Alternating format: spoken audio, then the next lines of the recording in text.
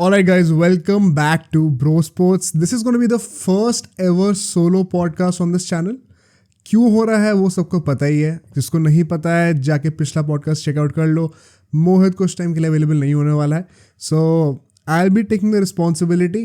हम लोग अब it's just you and me. हम लोग मिल के बात करेंगे. It's gonna be pretty awkward for me as well because मैं कैमरा की तरफ इस बार देख के बात करने वाला हूँ for approximately an hour. I guess we'll see how this goes. Usually Mohit सामने बैठा होता है या फिर एनीबडी एल्स. हम लोग लाइव स्ट्रीम ही कर रहे होते हैं तो we know who we are talking to. But right now speaking right into the camera feels pretty weird for the first time. So I am expecting myself as well to improve a lot throughout these 3 months that are going to happen.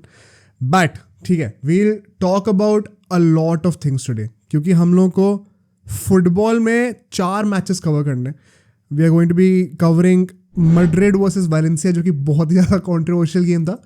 I think सबसे पहले हम start उसी से करेंगे. फिर we have to cover Barcelona's game as well against Athletic Bilbao जो कि I think it's safe to say right now probably the most boring game of the weekend. And I also happen to cover Messi's game because अब मोहित नहीं है तो I can choose and decide कि मुझे कौन कौन से मैचेस कवर करने. And I happen to be awake जब मेसी का मैच चल रहा था मायामी वर्सेस ऑरलैंडो सिटी का, तो वो भी कवर करेंगे हम लोग. And Manchester Derby of course यार वो भी बहुत इंटरेस्टिंग हुई थी.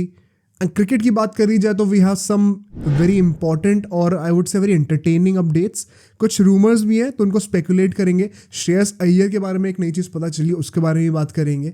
सो there are a lot of topics that we have to discuss. But now let's begin with the main content and we will start with Real Madrid versus Valencia.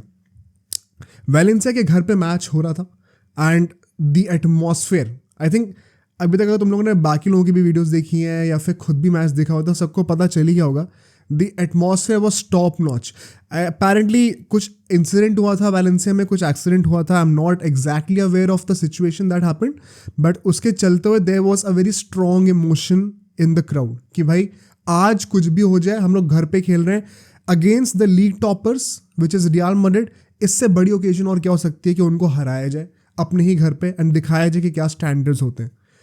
एक और बहुत ही important narrative था which was Vinicius Junior going back to that stadium to the home of Valencia जहाँ पे just a few months ago उसको काफ़ी सारी racist chants मिली थी and he was seen to be crying. So एक बहुत ही इंटरेस्टिंग नैरेटिव वहाँ पर भी था कि यार ये एक जो होता है ना क्लब या फिर fans versus just one player, ये वाली आइडेंटिटी जो है ये कैसे प्ले आउट करने वाली है एग्जैक्टली. इसका विनर कौन होगा at the end of the day. And I don't think we can conclude so easily कि इसका विनर कौन था exactly because I know Vinicius scored 2 goals but the game was pretty intense. But let's come to the lineups. ये तो हो गया हमारे narratives की बातें. भाई लाइनअप्स में आज हम लोगों ने देखा कि Madrid was once again going with the diamond formation. Lunin was between the sticks. Mendy, Tchouameni, Rudiger और कार्वाहाल ये हमारे बैक 4 बना रहे थे. फिर उसके बाद हमने देखा कि सिंगल पिवट था वहाँ पे क्रूज का एंड उसके सामने 2 इंटीरियर्स थे with Camavinga and Valverde. Up top 2 लोग थे Vinicius and Rodrygo obviously and उनके पीछे होल में था बेलिंगम. अब ऑन पेपर तो यार ये साउंड कर रहा होगा as a 4-1-2-1-2 which is basically a diamond midfield. But as I saw the game more and more because usually क्या होता है कि मैड्रिड के गेम्स मोहित देख रहा होता है and I don't bother much with that game specially from a technical angle because मैं बारसा के, सिटी के फिर क्रिकेट का एनालाइज कर रहा होता हूँ ज़्यादा. So I look at Madrid from the point of view of just enjoying as a fan, not from the point of view of analysing it for a video. And what I noticed was Vinicius and Rodrigo, whenever they would get the opportunity, वो लोग wings पे आराम से spread कर जा रहे थे and Bellingham could almost play as a sort of a false 9 you could expect क्योंकि when Vinicius goes to the left wing, Rodrigo goes to the right wing, बीच में I saw कि वैलेंसिया के 2 defenders जो थे because Valencia was also playing with the 4-4-2 वो दोनों बिल्कुल खाली थे. उनको किसी भी स्ट्राइकर को ऑक्यूपाई नहीं करना पड़ रहा था. There was nobody in that space.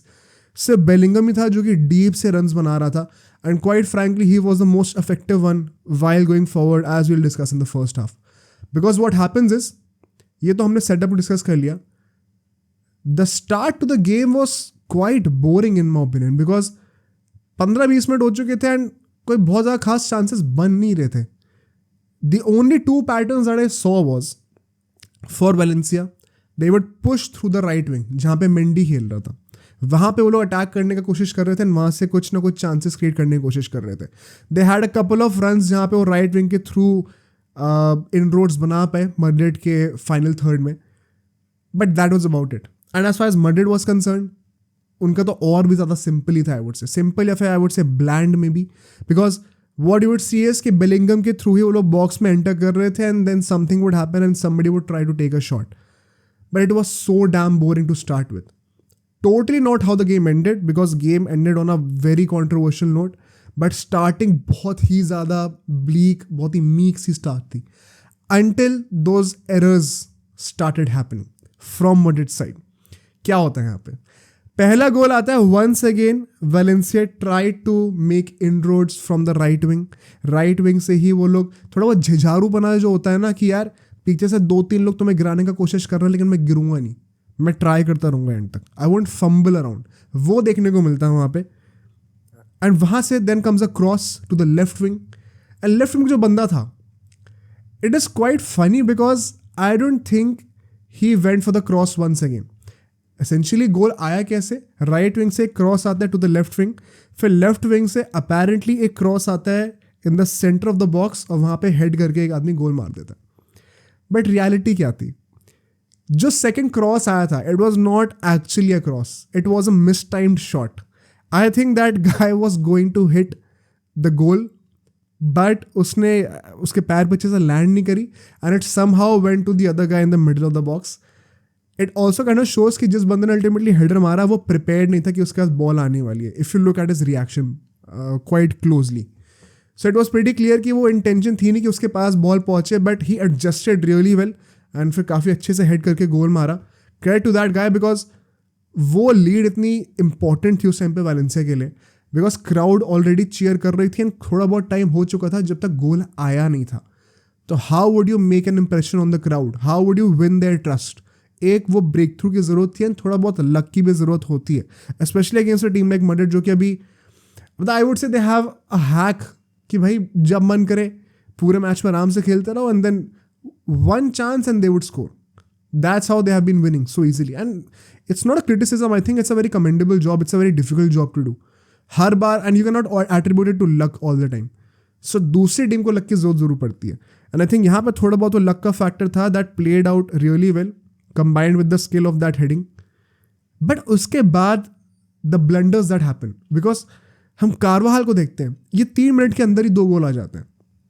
कारवाहाल back passing कर रहा था पता नहीं किसको, रूडिगर को करना चाह रहा था, लूनन को करना चाह रहा था, it landed somewhere in between and वहाँ से जो दूसरा स्ट्राइकर था वैलेंसिया का वो भागता हुआ आता है, ग्रेट फर्स्ट टच जो कि he takes it to the left of Lunin and लिटा देता उसको एकदम ही, और फिर वो खाली गोल था and came out very easily. At that point of time सब कमेंट करके बताना भी किनको लग रहा था कि उस टाइम पे यहाँ से वैलेंसिया 3 के 3 पॉइंट लेके जाने वाली है.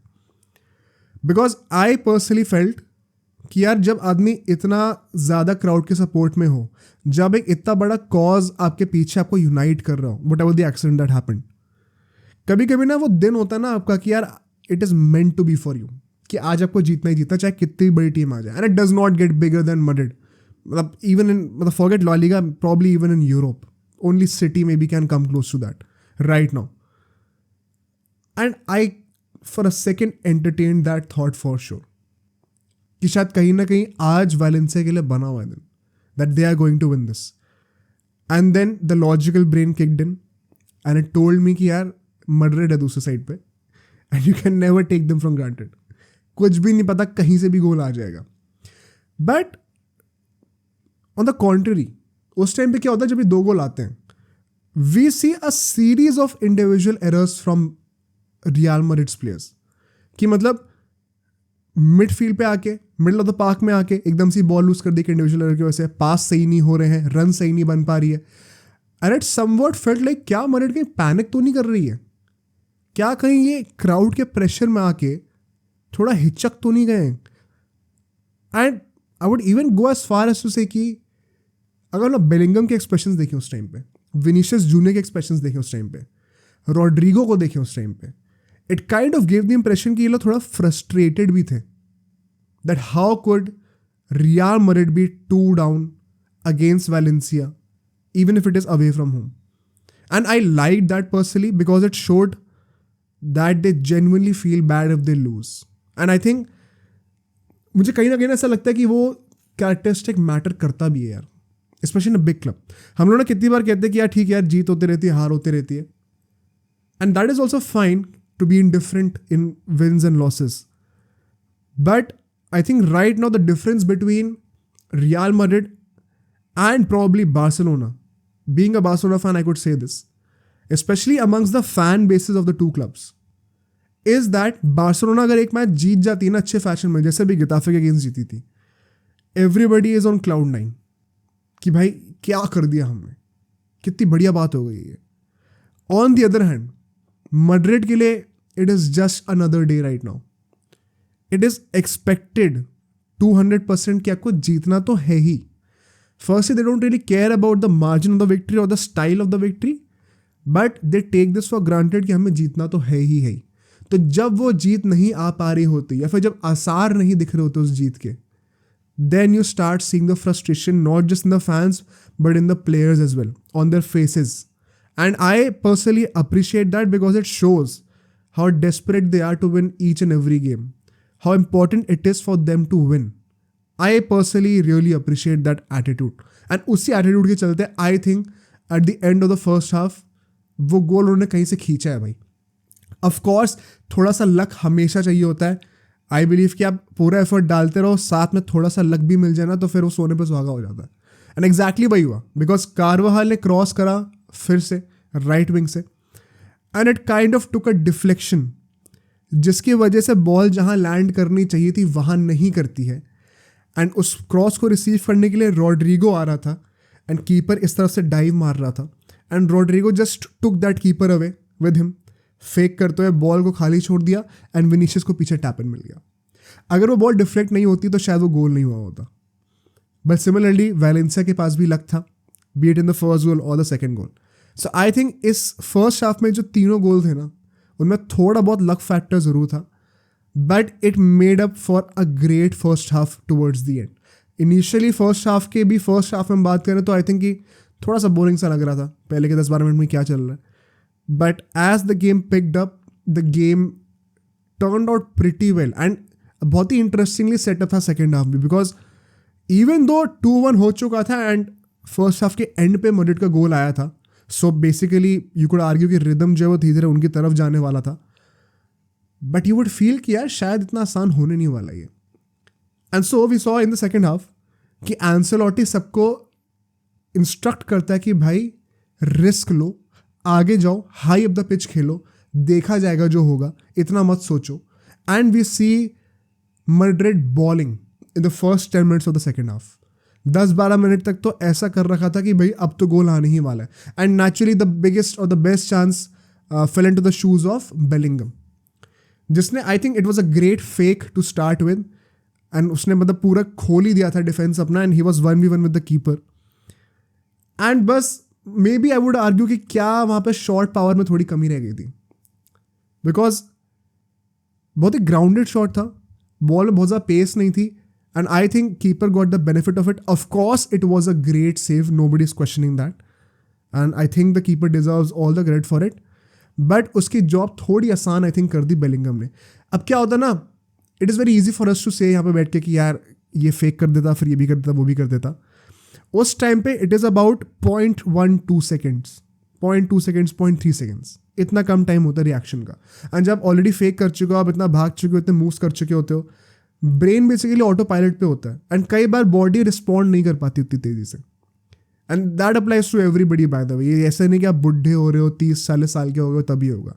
Guys in their 20s, in their teens, इनके साथ भी ऐसा होता ही है, बिकॉज आपका दिमाग जितना तेज़ काम करता है ना, आपकी मसल रिफ्लेक्स उतना तेज़ कभी काम नहीं करेगा.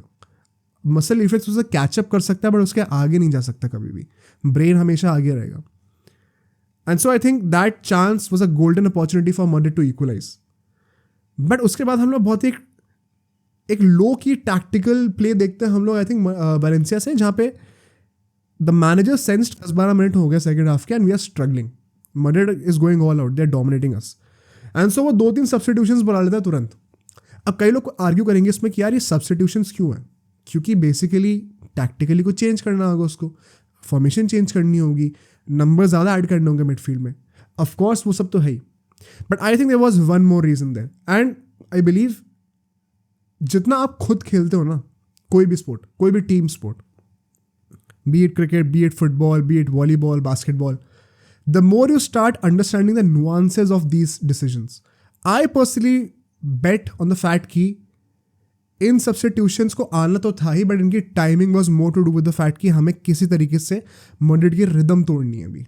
दे are just in such a good rhythm right now कि उनको कोई कैसे ही हराए, and that is exactly what happened in my opinion. उसके बाद हम लोग देखते हैं कि दोबारा मैड्रिड जितना डोमिनेट कर रही थी, they could not dominate that much.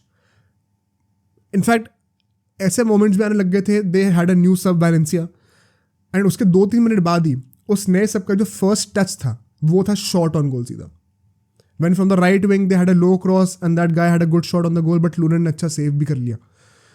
And you could see कि भाई Valencia is in for the long run here. They could maybe defend that lead.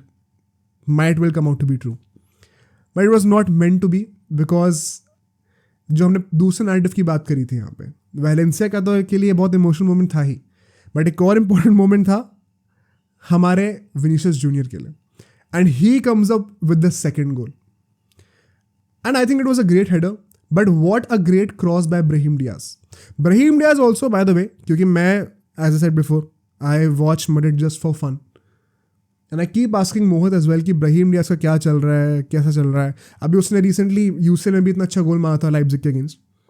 I personally like the guy. मुझे लगता है कि he has been performing well, but because of his profile, जो कि usually उसको at least Madrid में तो they prefer to have him in the hole behind the two strikers, जहाँ पे बेलिंगम खेलता है essentially, he usually gets sideline because Bellingham है, वैल्वर्दे है, क्रूज है, मॉडरिच है, इतने सारे लोग हैं, चौमेनी है, कामाविंगा है, सो उसकी जगह पे कहाँ से आ जाएगी। एंड मतलब ऑल्दो यहाँ पे वो होल पे नहीं खेल रहा था, he was on the wings, he showed what he's truly made of. I think in this season he has had multiple moments जहाँ पे उसने मैच डिफाइनिंग डिसीजंस लिए और एग्जीक्यूट करें perfectly, and this was one of them. Vinicius Junior goal मारता है, a very good header, very composed header, उसके बाद ऐसे हाथ उठा के सेलिब्रेशन करता है क्राउड के सामने, क्राउड बड़ी गुस्सा थी। He was basically trying to rile up the crowd quite clearly. I am just happy कि क्राउड ने पलट के they did not go out of the line and start with the racist chants. I think that would have been very bad to see. So fair play to the crowd as well कि जो भी करा at least racist chance तो नहीं दिए। And Vinicius के लिए भी मतलब what would you do if I ask you? Because एक temptation ये हो गई कहने की कि यार don't act as if it is a big deal, कि आपने उनके घर पे आके, जहाँ पे आप पिछली बार racist abuse के शिकार थे, आज आपने आके यहाँ पे 2 गोल मार दिए, पोटेंशियली हैट्रिक भी हो सकती है। Treat it as a normal everyday thing, don't give it too much hype. इतना हाइप दो ही मत कि भाई तुम्हारे घर पे आना, तुम्हारे घर पे आके इतना ज़्यादा मारना मेरे लिए बहुत बड़ी बात है, इतने सारे गोल्स मारना। The other argument could be कि भाई why not, let him enjoy that, बंदे के साथ इतना बुरा हुआ था तो अब वो क्यों ना बदला ले। The more mature way would have obviously been the first one, but I get where Vinicius is coming from. My only concern is कि यही एक्शंस जब वो करता है यूजुअली तभी लोग राइल अप ज़्यादा हो जाते हैं, and I won't really blame Vinicius because if any other player would do this then maybe they would not get that much hate, but the situation is just like that with Vinicius right now, so we can't really question. But वहाँ से game 2-2 हो गया था, and मतलब उस time पे फिर ऐसा था कि अब Madrid they are sneaking in for the third goal, they are sniffing it, and फिर इंजरी टाइम के पास हम लोग आ जाते हैं, and there is a great penalty shout, great in the sense कि आई कांट बिलीव कि ऐसे शाउट्स भी हो रही हैं। गिल मंजानो के बारे में बात करेंगे अभी, बिकॉज आई थिंक मैं कुछ टाइम से कहता आ रहा हूँ कुछ पॉडकास्ट में भी, I dislike that referee a lot. मुझे नहीं लगता कि उससे ज़्यादा कॉन्ट्रोवर्शियल रेफरी हमें देखने को मिल रहा है आजकल। The kind of decisions that he makes, I personally don't entertain any of it. First half के एंड पे हमने देखा था कैसे वैलेंसिया ऑलमोस्ट बॉक्स के अंदर थी रियल मैड्रिड के, एंड तब एकदम से विसल बजा दी गई. I was personally very upset कि ऐसा क्यों करा गया. And it is not because I am Barça fan and Madrid के अगेंस्ट ऐसा कुछ हो रहा है, बिकॉज जब मैड्रिड के साथ हो तब भी in fact you could check out the Twitter is well, मैं तो बहुत ट्वीट्स कर रहे थे इस बात को लेकर.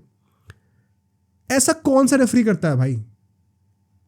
मुझे लगता है ना ये चीज़ ज़बरदस्ती जो होता है ना कि उंगली करके खुरेदूंगा मैं ज़बरदस्ती में, मुझे ज़बरदस्ती उंगली करनी है एक चीज़ में, वो वाला एटीट्यूड लगता है मुझे इस इंसान का.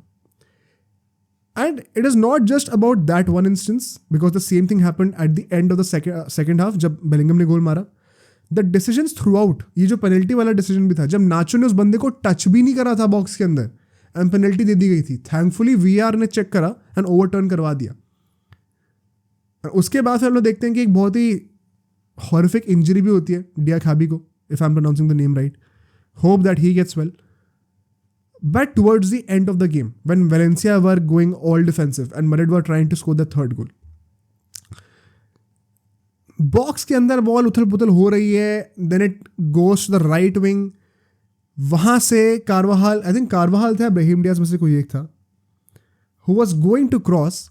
एंड फिर हमने पिक्चर्स देखी प्रॉपर उस बंदे के पास, whoever that was, I am not exactly able to recall कौन था, but he had the ball. ठीक है, पैरों पे उसके बॉल थी, एंड तब तक गिल मंजानो ने अपने मुंह में विसल डाल ली थी, बट उसने वो विसल ब्लो नहीं करी. जैसी उस बंदे ने क्रॉस डाला, उस मोमेंट पे आके गिल मंजानो ने जो है विसल बजाई. आई थिंक दिस इज, ये बताइए, टिपिकली वो बिहेवियर है जहां पे आप जबरदस्ती उंगली करना चाह रहे हो, जबरदस्ती कॉन्ट्रोवर्सी क्रिएट करना चाह रहे हो. अगर इतना ही बड़ा इशू था तो पहले विसल बजा देते. तुम्हें पता था ना कि वहां से वो क्रॉस ही करेगा, और क्या सिर्फ क्रॉस तो कर नहीं सकता था, क्या पता कट बैक भी कर देता, क्या पता बैक पास कर देता, क्या पता साइड पास कर देता किसी को. तो क्या तुम वो अलाउ कर देते? तब विसल नहीं बजाते. तो अगर तब भी विसल बजानी थी और क्रॉस पे भी विसल बजानी थी, विच बेसिकली मीन्स कि regardless of what that guy would have done, you would have blown the whistle. तो might as well do it before. Why were you waiting for the end second? I won't even say end moment. The end second to execute that whistle. And फिर Bellingham वो गोल मार देता है, and Gill मंजानो कहता है नहीं भाई, मैंने तो विसल बजा दी, मैं नहीं मानने वाला. And I fully agree with Bellingham and real Madrid for the sentiments that they portrayed. क्या बकवास था यार वो. आई थिंक दोनों ही हाफ में, चाहे वो वैलेंसिया के हाफ की बात हो, चाहे वो अपने मैड्रिड के एंड की हाफ की बात की हो, दोनों ही इंस्टेंस पे गिल मंजानो ने ये हरकत करी. आदमी एक बार ये हरकत गलती से कर सकता है, अगर दो बार कर रहा है तो मतलब he has some evil intention. I am not trying to make a big conspiracy theory about this, but I genuinely despise this action. I don't know why somebody would do this, make unnecessary controversy, unnecessary pit hole अपने लिए ही create करना, player से गाली सुनना, and फिर क्या करा, गुस्से में आके पावर दिखा दिया, बेलिंगम को रेड कार्ड दे दिया. भाई वो क्यों ना एक्सप्रेस करेगा अपना डिस्प्लेजर? क्यों नहीं करेगा? विनर मार रहा था यार, वो 3 पॉइंट्स दाव पे लगे हुए हैं. वो तो किस्मत अच्छी है कि बार्सिलोना ने भी टैंक कर दिया अल्टीमेटली ड्रॉ करके, वरना तो टाइटल मतलब लगा हुआ है दाव पे यार. जिरोना तो है ही ना सेकंड पे. So I personally felt really bad and I fully criticise Gil Manzano in this. Ideally तो वैलेंसिया वाला भी नहीं करना चाहिए था एंड मैड्रिड वाला भी नहीं करना चाहिए था. एंड इफ दैट मीन्स कि मैड्रिड जीत रही है, then so be it. Bellingham का वो गोल स्टैंड करना चाहिए था प्रॉब्ली, या तो विसल पहले ही ब्लो कर देते. यूजुअली तो हम लोग फुटबॉल में देखते हैं कि जब अटैक्स बन रहे होते हैं कंसेक्यूटिवली, तो यूजुअली विसल ब्लो नहीं करी जाती, उस अटैक को खेलने दिया जाता है, अनलेस अनटिल बॉल थोड़ा बॉक्स से दूर जाके गिर जाए एंड फिर पता हो कि पॉइंट ऑफ नो रिटर्न होने वाला है. बट यहाँ पे जब there was continuously going on कि मतलब अटैक्स बनने वाले हैं, कोई ना कोई यहाँ पे पास करने वाला है, बॉक्स के अंदर बॉल जाने वाली है, तब क्या ज़रूरत थी ये सब करने की? आई फेल टू अंडरस्टैंड. और इसी के चलते हम लोग देखते हैं मैच खत्म होता है एंड ट्विटर पे सारे मैड्रिड के प्लेयर्स जो हैं अपना डिस्प्लेजर एक्सप्रेस करना शुरू कर देते हैं. लाफिंग इमोजीज डाल रहे हैं, पता नहीं क्या गालियाँ दे रहे हैं, क्या कर रहे हैं, I don't even know. But it kind of felt as if the whole Madrid team, even Ancelotti, felt wronged. And यहाँ पे कई लोग क्वेश्चन करेंगे कि यार जब बाकियों के साथ होता है तब तो कुछ नहीं बोलते, अब मैड्रिड के साथ हो रहा है तो अच्छा हो रहा है. मैंने ये बात लास्ट पॉडकास्ट में भी कही थी, कैसे कि एक गलत हो रहा है ना कुछ, तो ये मत बोलो कि यार हमारे साथ गलत हो रहा है तो उनके साथ क्यों नहीं हो रहा, ये उनको छोड़ दिया गया तो हमें भी छोड़ दो। दोनों चीज़ों में जो गलत हो रहा है उसको सही करो। अगर बार्सिलोना के साथ कोई गलत डिसीजन होता है तो उसको भी कॉल आउट करो, और मैड्रिड के साथ हो रहा है तो उसको भी कॉल आउट करो। एज अ बार्सा फैन ये मत बोलो कि यार हमारे साथ होता था तो अब तो भाई मैड्रिड के साथ तो नहीं होता तो हमारे साथ क्यों हो रहे हो। तो ये सब बोलने का कोई पॉइंट नहीं होता। जो गलत है वो दोनों जगहों पे गलत है, दोनों चीज़ों को कॉल आउट करो हमेशा। बट ये बात तो मैच हो गई हमारा मैड्रिड का। Now will move to Barcelona's game, because Barcelona का गेम मैंने सोचा था कि now that we are shooting our first solo podcast and I am a Barca fan, I thought कि मैं बड़ा अच्छे से टाइम लेके सबसे ज़्यादा बात बार्सिलोना के मैच की करने वाला हूँ। And I am pretty sure कि शायद सबसे छोटा सेगमेंट बार्सिलोना के मैच का ही होगा, बिकॉज एक तो रात के 1:30 बजे के उठ के जागना, 3:30 तक मैच देखना, वैसे ही यू एक्सपेक्ट कि चलो at least match should be half decent, कुछ तो अच्छा हो मैच में, and then you go on to see कि यार इतना घटिया मैच हुआ है। मतलब I am tempted to say कि of course this keeps on changing every week. One of the most boring matches I have seen this year. इतना घटिया मैच था वो, and why I prove it with the analysis and the stats as well. पहली बात तो हम लोग line-ups पे आते हैं वंस अगेन, एंड बार्सिलोना के पास बेसिकली क्या एक मेजर चेंज था, फीलिक्स को हटा के पेड्री को ले आए थे। That was the major change. As a matter of fact अगर मैं पूरी लाइनअप आपको बताऊं, Pedri, Cubarsi, Araujo, Kounde, Cancelo, de Jong, Christensen, Gundogan, right wing पे Raphinha and up top Lewandowski. 3-4-1 का सेटअप था वंस अगेन। बैक थ्री में कुंडे, अराहो एंड कुबार्सी थे। लेफ्ट साइड पे कैंसेलो खेला था as a winger, right side पे रफीनिया था। नंबर 9 लेवेंडोस्की था। उसके पीछे इंटरेस्टिंगली इस बार गुंडोगान एंड पेड्री ही खेल रहे थे, and I like that because Gundogan इस रोल पे जब आता है तो he plays his best. Whenever he has the liberty to go forward, make those runs in the final third, I think उसका बेस्ट गेम तभी निकल के आता है, and it's an open secret, सबको पता ही है बात। Christensen has been growing in that DM role alongside De Jong, वो दोनों भी अच्छा कर रहे थे। What was nice to see tactically was De Jong finally getting some liberty to go forward। हमने गिताफे वाले मैच में भी देखा था ये कैसे Christensen was that guy that was holding back and De Jong was that guy in the double pivot जिसको आगे जाने की लिबर्टी दी जा रही थी। इनिशियली मैचेस में ऐसा नहीं था, and we called this out as well कि we don't understand why Xavi ऐसा कर रहा है, क्या टैक्टिकल रीजन हो सकता है। I think he analysed it himself as well and realise किया डियोंग को आगे जाने का रोल देना चाहिए। That would be much more beneficial. But now let's come to the game, and अगर मैं आपको स्टैटिस्टिकली पहले शुरू करता हूँ, ठीक है। 56% पोजेशन था फर्स्ट हाफ में बार्सिलोना का। दे टुक 5 shots, had just 2 on target. But Athletic Bilbao, they took 2 shots, had just 1 on target. XG दोनों की मैं बात करूं, बार्सा की 0.48 की थी, बट एथलेटिक बिल्बाओ की 0.05। 0.05 मतलब दोनों की XG में मिला दूं तो भी ऑलमोस्ट आधे गोल की XG बन रही है पूरे फर्स्ट हाफ में। 45 मिनट्स प्लस इंजरी टाइम, तुम 50 मिनट भी ले लो, 50 मिनट में तुम आधे गोल की XG क्रिएट कर रहे हो दोनों टीम्स मिलाकर। कितना बोरिंग गेम हो सकता है। And my biggest disappointment you know what is, because Barcelona ने तो ये चीज़ दिखाई है हमें कुछ गेम्स में, where they massively underperform, they are unable to create good chances, and that was very typical of this first half as well. I talk about this much more.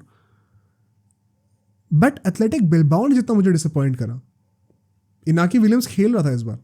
Last time हमने Copa del रे में देखा था, what a great game that was, even though Barcelona lost, but इतना मजा आया उस match को देखकर, इतना entertaining मैच था वो starting to finish, and this time it was totally the opposite. It felt as if both teams are competing on who can play worse.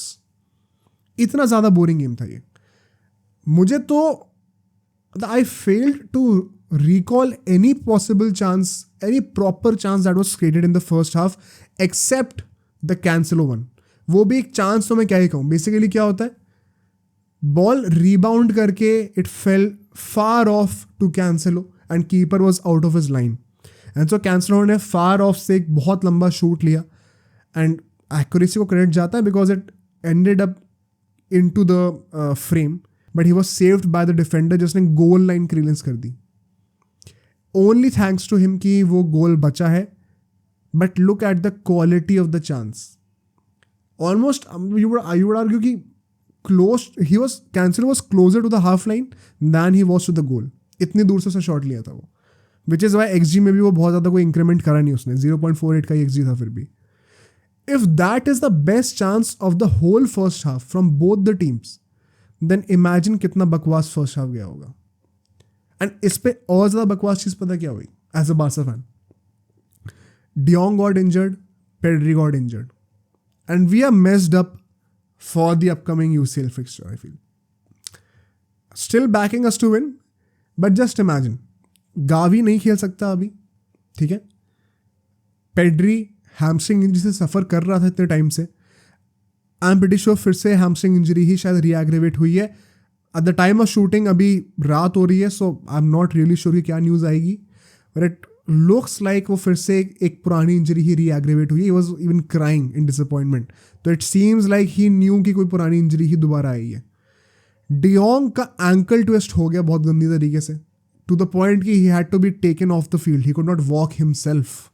इतना ज़्यादा ख़राब सीन था.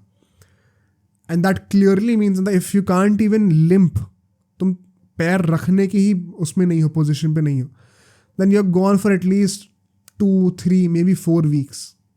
That is a big blow for us. I think De Jong has been one of the most underrated midfielders in La Liga right now. Barcelona के लिए तो बहुत ही underrated है, because for some reason I don't know, maybe it is because of the PR machinery कि लोग उसको इतना क्रेडिट दे ही नहीं पाते. हमेशा तो उसके बेचारे के ट्रांसफर रूमर्स जो होते हैं वो उसके ऑन फील्ड परफॉर्मेंसेस को सुपरसीड कर जाते हैं. ज़्यादा बातें उसके ट्रांसफर्स की हो रही होती हैं. I think he deserves a lot of credit, and unfortunately we won't see his master classes anymore at least for the next 2-3 match days. इसके चलते हुए सेकेंड हाफ पे आते हैं हम लोग, because I personally expected Barcelona to do much better in the second half. From the likes of guys like Lewandowski, जिनका after quite a while I would say, after quite a few weeks हमने देखा कि a very quiet first half from Lewandowski. Usually उसने 1-2 match में बीच में गोल नहीं भी मारे थे, but we discussed how he was still involved in the game. In this one, I could not see him. You could argue कि शायद chances ही इतने कम क्रिएट करे, जिसके चलते हुए Lewandowski का कोई रोल ही नहीं था. एज अ स्ट्राइकर वो क्या ही करता, फिर वो पीछे के प्ले मेक करता तो हम ही उसको गाली देते. There could be one argument, but I personally hardly saw him. In fact, I even saw more of Cancelo than Rafinha. Rafinha, once again, I don't think he had a great game. And Yamal आया था towards the end of the first half. I think he had overall a much better game than Rafinha. Once again makes you question कि कैसे एक 16 साल का लड़का, 17 साल का लड़का जो है, he is outperforming Rafinha. मतलब it's maybe a question mark on the quality of Rafinha as a winger, because I've never been a fan, honestly. With all due respect, I personally think that Rafinha is in Barcelona only because Barcelona के चिंदी लगी हुई है. अभी time खराब चल रहा है. अभी बार्सिलोना जिस स्टैंडर्ड पे बिलोंग करती है, अगर हम उस स्टैंडर्ड के हिसाब से साइनिंग्स करें, गिवन कि हमारे पास फाइनेंशियल फ्रीडम भी हो, Rafinha would not even be considered to be on the bench. जो हमारा कल्चर, हमारा हेरिटेज रहा है, जो हमारे स्टैंडर्ड्स और बेंचमार्क्स रहे हैं, आई हैव नेवर फेल्ट कि Rafinha is a Barca level player. Maybe the modern day Barca in the 2020s decade उसके लेवल का हो सकता है, but man just shift back to 1 decade and you will see how he does not belong to Barcelona. This was another game जहाँ पे उसने ये चीज़ हमें करके दिखाई, प्रूव करके दिखाया. But then in the second half, let's talk about the stats once again, because at the end of the game, Barcelona now had 60% of the possession. दोनों टीम्स ने मिलके 8-8 शॉट लिए और सिर्फ 2 ऑन टारगेट भी मारे. मतलब कि दोनों टीम ने 8-8 शॉट लिए और उनके 2 शॉट टारगेट पे थे. बट अगर हम लोग XG की बात करें, XG मतलब कि आप कितने एक्सपेक्टेड गोल्स आपने क्रिएट करें, दोनों टीम्स का मिलाकर पूरे मैच में XG 1 का था. 0.67 का XG था बार्सा का एंड 0.33 का XG था एथलेटिक बिल्बाओ का. अगर आप पूरे मैच में मिलाकर 1 गोल की XG क्रिएट कर रहे हो, फॉरगेट स्कोरिंग, आप XG ही सिर्फ 1 गोल की क्रिएट कर रहे हो, then it kind of sums up कि मैच कितना बोरिंग हुआ होगा. मतलब हम लोग हमेशा कहते हैं ना कि यार स्टैट्स पूरी स्टोरी नहीं देते हैं, आई टेस्ट भी ज़रूरी होता है, मैच एक्चुअली में देखना भी ज़रूरी होता है। कई बार स्टैट्स कुछ दिखाते हैं लेकिन एक्चुअली में डोमिनेट कोई और कर रहा होता है। I think this stat gives a fair, accurate representation of what happened in the game. Generally, one of the most boring games. I am personally very disappointed with Barcelona because we finally started seeing a couple of good performances. Napoli के हम लोग first half ले लें, वो गेताफे की पूरी performance ले लें, we finally thought कि शायद हम लोग रिदम में वापस आ रहे हैं, शायद चावी का जो अनाउंसमेंट हुआ है डिपार्चर का वो शायद फ़र्क क्रिएट करके दे रहा है प्लेयर्स में. And then we drop the stinker. One of the most boring performances. I know I've said this probably 1,000 times already in this short segment, the word boring, but that's how boring it actually was. इतना ज़्यादा बेकार match था वो. And I wonder where would Barcelona go from here?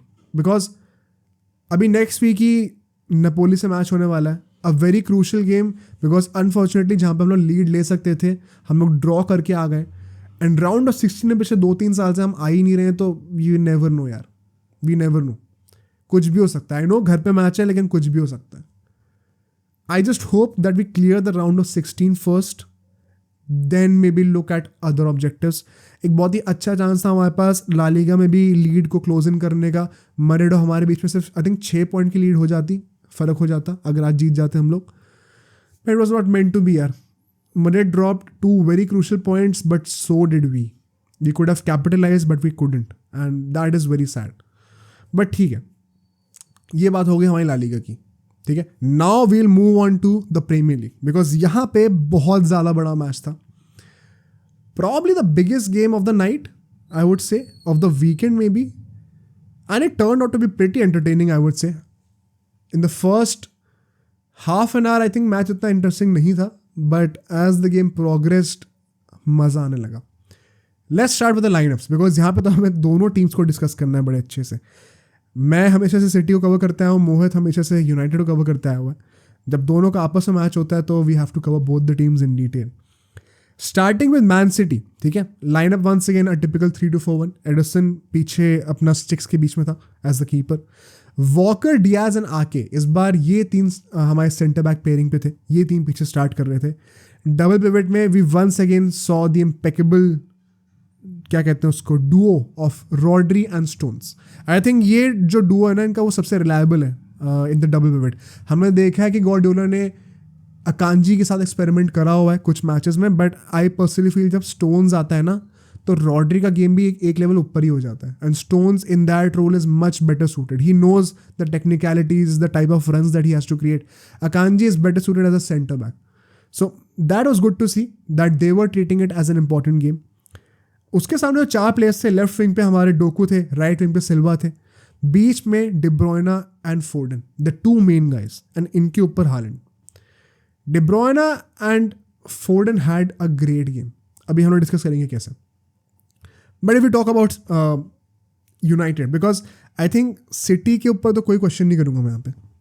Expected lineup थी, अपने expected formation में थी, सबको अपने रोल्स पता थे, ज़्यादा एक्सपेरिमेंटेशन नहीं था, तो they went with a proper plan. But मैं क्या कहूँ भाई यूनाइटेड के बारे में, मतलब every single match there is some new shithousery coming out of ten Hag. मैं जेन्युइनली बताऊँ, let me explain how. Keeper था हमारा ओनाना, बैक 4 में लिंडेलॉफ लेफ्ट बैक पे, एवेंस और वरान हमारे सेंटर बैक पेयरिंग थे, राइट बैक पे डालो था हमारा, डबल पिवट में कैसीमेरो एंड कोबी मेनू थे. चलो मैं यहाँ तक मान भी गया, 1-2 चेंजेस तुम कर सकते हो बट मैं मान गया, ठीक है, इट्स अ फेयर रिप्रेजेंटेशन. उसके बाद जो आगे के 4 प्लेयर थे, 4-2-3-1 थी, तो आगे जो 4 प्लेयर्स थे, Garnacho, Rashford, Bruno Fernandes and McTominay. Usually like my problem is not with the selection of these players but how they were set up. Because पीछे के 4 हमने डिस्कस कर लिए, उसका आगे डबल पिवट डिस्कस कर लिया, आगे के जो 3 प्लेयर्स हैं, left mid, right mid and the attacking midfielder. भाई साहब ने, मिस्टर टेन हैग ने यहाँ पे क्या करा, गर्नाचो को इन्होंने स्टार्ट करा दिया राइट विंग पर, जबकि उसको लेफ्ट विंग पर स्टार्ट करना चाहिए था ideally.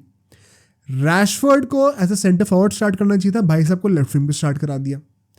And Bruno Fernandes and McTominay को बीच में डाल दिया. अब इनमें से कोई एक जो है वो ट्रांजिशन कर सकता है एज एन अटैकिंग मिडफील्डर, एक एज ए सेंटर फॉरवर्ड। क्या सोच रहे थे आप? सीरियसली क्या सोच रहे थे आप? मैकटोमिने या फिर Bruno Fernandes as a number 9? Seriously, मतलब I fail to understand what was he thinking. And ये करने के बाद क्या तुम डिजर्व करते हो मैच जीतना? कुछ चीजें ना सिर्फ गार्डियोला पे अच्छी लगती हैं देखने में, नॉट इवन चावी। I said this multiple on multiple occasions, कैसे वी सी गार्डियोला कभी डबल पिवट में पीछे बर्नार्डो सिल्वा को डाल देगा रॉड्री के साथ, कभी अल्वारेस को डाल देगा, वो चीज़ वो पुल ऑफ कर सकता है। बट जब हर कोई नहीं कर सकता भाई ये। एंड वो प्लेयर्स भी तो देखो ना कौन है यहाँ पे, McTominay, seriously. And then you expect to get a good performance. I am genuinely happy कि City thrashed United because ten Hag needs a wake up call. अगर वो स्टार्टिंग में जो लक से गोल आ गया था, अगर उसी पे स्कोर एंड हो गई होती, तो ये bad tactical play would have been promoted and टेना कहता देखो मैंने तो मास्टर क्लास खेल दी। आई एम पर्सनली हैप्पी कि रिजल्ट 3-1 हुआ। Let's move on to the first half. City starts the game in unexpected fashion. घर पे खेल रहे थे, dominating left right centre. 10 player होते हैं पिच पे अपार्ट फ्रॉम द कीपर, 10 के 10 प्लेयर जो वो आगे बढ़े हुए थे। Just to sum it up very in a very cliched manner, in a very generalised manner, जिससे सबको समझ में आए। सारे के सारे players were looking to create, were looking to dominate. Ball पूरे टाइम सिटी के पास ही थी until something familiar happened, which is a goal on the counter that you have seen a lot of times in this season from teams playing against City. ओनाना जो एक long ball डालता है Bruno Fernandes को, who was making a run besides Ruben Dias. क्या Ruben Dias वहाँ पे better कर सकता था ब्रूनो फर्नांडिस को रोकने के लिए? I wonder. कमेंट करके बताना जिसको लगता है, because I somewhere feel I have seen this maybe too many times right now in this season, जहाँ पे one of the defenders from City, Ruben Dias हो सकता है, आके हो चुका है कुछ situations में, अकांजी रह चुका है, where they maybe get a little complacent and let the striker make that run, and फिर वो कुछ ना कुछ पास करके थोड़ा लक भी खराब होता है सिटी का, वो गोल भी कंसीड कर जाते हैं। somebody shoots very nicely, and वही हुआ exactly, because Bruno Fernandes was allowed some space. He made that run. Direct ball उन्होंने से उछाल के दी Bruno Fernandes को, and then he just laid it off for Rashford, thinking कि भाई शायद ये दोबारा पास करेगा। Rashford भाई साहब ने आते ही फर्स्ट टच पे एक बैंगर मारा, एंड भगवान की किस्मत ही थी कि वो अंदर चली गई ball. Hit the inside of the top post, वहाँ से लग के बॉल अंदर गई। एकदम बैंगर गोल वाली फीलिंग आई थी। या फिर सेलिब्रेशन भी पूरी अच्छे से हुई। एंड उस टाइम पे आई वंडर्ड कि should we be really surprised, because we have seen this City conceding in the first half of a Premier League game, not able to create a lot of chances, but second half आते ही they behave like a totally different team. And so I was still backing City to win that game. But दो interesting stats हैं यहाँ पे। जब भी United first half खत्म होता है प्रीमियर लीग के किसी भी मैच का, और यूनाइटेड लीड कर रही होती है, वो कभी भी वो मैच नहीं हारती। आई थिंक शायद हिस्ट्री में पहली बार ही हुआ है, या फिर 30, 40, 50 सालों में पहली बार हुआ। जिसको भी एग्जैक्टली पता बताना कमेंट करके। So that stat is pretty scary. अगर एक टीम 50, 60, 100 सालों से जब भी हाफ टाइम पे लीड कर रही होती है, कभी हारी ही नहीं उसके बाद, तो कुछ तो बात है भाई। सेकेंडली, मैनचेस्टर यूनाइटेड के अगेंस्ट सिटी ने कभी भी डेफिसिट से आके सेकेंड हाफ में लीड नहीं ली है या गेम जीता नहीं है सिंस 1972। ये दोनों स्टैट्स को तो मिला दो तो ऐसा लग रहा था कि यार हिस्टोरिकली कुछ मेरिट तो है कि शायद हम लोग एक्चुअली में यूनाइटेड विन देख सकते हैं यहाँ पे। एंड अगर मैं स्टैटिस्टिकली भी आपको बताऊं, बिकॉज यहाँ पे it was all about city apart from that one chance by United. Rashford को 2-3 चांसेस और मिले थे वहाँ पर, जहाँ पे he could have maybe at least set up a goal very easily if not score himself. But I would go as far as to argue कि यार रैशवर्ड का जो पूरा गेम था ना, वो सिर्फ यहीं पे अच्छा था जो उसने वो गोल मारा, दैट वन टच। उसके बाद उसका पूरा हाफ बहुत ही घटिया था। जो उसने 2-3 चांसेस मिस करे हैं, इतने अच्छी पोजीशन से, अगर वो गोल नहीं मारा होता ना उससे पहले, तो सब उसको गाली दे रहे होते आज। उसका वो एक टच हटा दो गोल वाला, तो उसकी बाकी परफॉर्मेंस इतनी बुरी रही है। But city were also not that good in front of the goal. फोर्डन को एक बहुत अच्छा चांस मिला था। आई think he thought too much may be, कि मैं कीपर को भी लेटा दूँ, मैं इसको भी लेटा दूँ, उसको भी लेटा दूँ, एंड उतना सोचने में अच्छे से गोल एग्जीक्यूट नहीं कर पाया। Good save by Onana by the way. Onana had a good first half. Onana ने इम्प्रेस करके दिया हम लोगों को। But coming back to my notes, United had just 2 shots in the first half. सिर्फ एक शॉट ऑन टारगेट था, which was the goal ultimately. On the other hand City had 18 shots. 18 shots उन्होंने ले लिए थे, बट सिर्फ और सिर्फ 3 ऑन टारगेट थे। What does this tell you? कि भाई City, they were taking shots, they were creating decent chances, but when it comes to the accuracy, the efficiency in the final third, वहाँ पे वो severely lack कर रहे थे। इसका सबसे बड़ा एग्जाम्पल है हालैंड, जो फर्स्ट हाफ के एंड पे उसने वो चांस मिस करा है। आई थिंक गोल से क्या 2 फीट दूर होगा, खाली गोल से 2 फीट दूर होगा, वहाँ से उसने स्काई कर दी ball. And I think everybody knows this and probably believes कि उसको शायद हेड करने जाना चाहिए था बॉल को, फिर चेस्ट से लेनी चाहिए थी। वो वॉली पे पैर से मारना चला गया, तो the chance of mistiming the shot is much higher. The safer option is always to head the ball. I think वहाँ पे सब लोग सही भी है, टैक्टिकली वो बात सही भी है, सच भी है।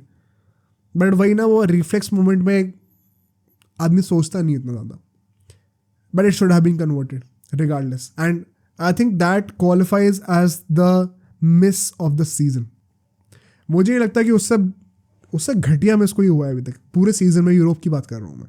अगर किसी को पता तो बताना भाई। I have not seen an easier miss than what Haaland did against United in that first half. But I would say कि first half के end के आते आते ना, not just Haaland, De Bruyne, Silva, Alvarez चलो बाद में आया था, Foden, even Kyle Walker, Rodri, ये सब ऐसे प्लेयर्स हैं जिनका मतलब you could easily point out at least a couple of moments जहाँ पे ये लोग खुद स्कोर करने वाले थे। इतने सारे players that themselves came very close to scoring। ये दिखाता है कि कितना डोमिनेट कर रही थी सिटी, कि ऑलमोस्ट हर इंपॉर्टेंट बंदे की एक हाईलाइट आपके दिमाग में बनी हुई है फर्स्ट हाफ के एंड पे, कि इसका भी तो चांस था, उसका भी तो चांस था, अच्छा हाँ ये भी तो गेम में दिखा था। कई बार ऐसा होता है ना कि सिर्फ 2-3 प्लेयर्स ही दिमाग में आते हैं, बाकी लोगों को लगता है अच्छा हाँ ये भी एग्जिस्ट करते हैं। बट ये तो आप at the top of your head clearly you could recall कि they all had their moments, and yet City as a team could not score despite so many individual moments.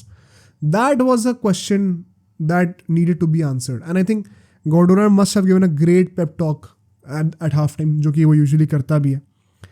But now let's move to the second half, because second half शुरू होता है and as expected we see City totally at it, कि अब हमें जल्दी से जल्दी goal मारना है, we have to finish this game.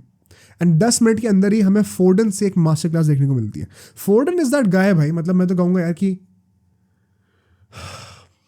How do I put it, maybe in the top 3 right now in European top 5 leagues, top 3 players right now, top 3 forwards.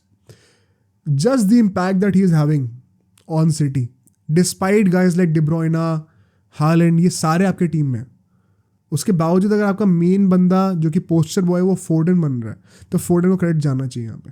And I think जिस तरीके से वो continuously contribute कर रहा है team को, be in assists, be in goals, बहुत बड़ी बात है वो। इनफैक्ट उसका भी वो ही बन गया ना, आई थिंक स्टैट बन गया कि it's his best individual season this one in terms of the number of goals. इससे ज़्यादा गोल्स उसने किसी सीजन में पहले कभी नहीं मारे। So he is also hitting a personal peak in that aspect, a statistical peak. I think he deserves a lot of credit because वो गोल जिसने देखा है, रैशवुड का एक गोल था, आई थिंक रैशवुड का गोल फिर भी बहुत बेटर था, बिकॉज वो गोल थोड़ा बहुत लक से आता है भाई। टेक्निक तुम कितना ही कर लो, थोड़ा बहुत लक चाहिए होता है। फोर्डन का was more believable, we have seen this type of goals being scored, edge of the box sideways run ले रहा है, shoots it with the left foot, great banger goal. And उसके बाद से we saw a lot of urgency from City कि अब तो हमें तुरंत गोल मारना ही मारना है भाई, जल्दी करो, दूसरा गोल जल्दी से जल्दी आए, we have to kill off the game, because game जितना ही डीप जाएगा यूनाइटेड उतनी ही चिंदी हरकतें करेगी। एंड ये हमने ऑलरेडी फर्स्ट हाफ से ही देखना शुरू कर दिया था. What am I talking about? Time and again जब भी कोई फ्री किक होगी, कोई फाउल होगा, हम सारे यूनाइटेड प्लेयर्स को देखेंगे. दे वो take the ball, take their own sweet time, 10 15 20 second ले लेंगे. सिटी के प्लेयर्स वुड स्टार्ट कंप्लेनिंग कि यार इतना टाइम क्यों ले रही है, क्या चल रहा है referee. And referee won't really call them out much. And then will see Onana, जब भी उसके पास बॉल आएगी, बिकॉज ऑफ कोर्स 18 शॉट लिए तो बॉल बार बार ओनाना के पास आ ही रही थी. He would take his own sweet time, late जाएगा, फील्ड को सेट करता रहेगा, अपनी एक्टिंग करेगा भाई कि यहाँ पे खड़ा हो जा, वहाँ पे खड़ा हो जा.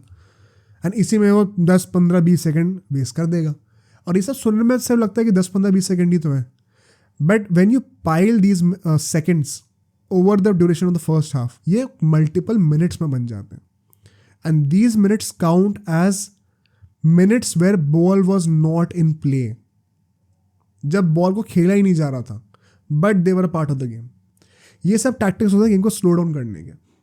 एंड आई थिंक ये चीज़ हमने पहले भी यूनाइटेड से देखी हुई है against much more inferior teams like Newcastle, जहाँ पे वो लोग इतना डरे हुए थे कि पहले मोमेंट्स ही टाइम वेस्ट करने में लगे हुए. देखो, बहुत ही कॉन्ट्रोवर्शियल ओपिनियन है ये, because I think you can never call out a team for doing this, because ये रूल्स के अंदर आता है. एंड कुछ गलत होगा तो रेफरी कॉल आउट कर देगा. So if they are doing it and it is within the laws, then you should not probably call them out or maybe जज them, because you will do whatever it takes to win the game, whatever it takes legally. अगर कुछ illegal होता तब आप call out करते. But in saying that, क्या मैं personally ऐसा ब्रांड ऑफ फुटबॉल देखना प्रेफर करता हूँ या फिर एंटरटेन करता हूँ? बिल्कुल भी नहीं. आई think it is very negative. It shows a very inferior mind set कि भाई हमें पता है कि हम एक गलती से गोल मार दिया है, अब इस लीड को कैसे बचाया जाए तो भगवान ही जाने, तो हम टाइम वेस्ट कर लेते हैं अपनी तरफ से. वो फेयर प्ले वाली बात आ जाती है ना, जहाँ पे वो एक ट्री कॉन्वर्जेशन हो जाती है. तो I am not personally in favour of it, but I would not जज or blame United for doing this, because clearly they were the inferior team and they knew what they were doing.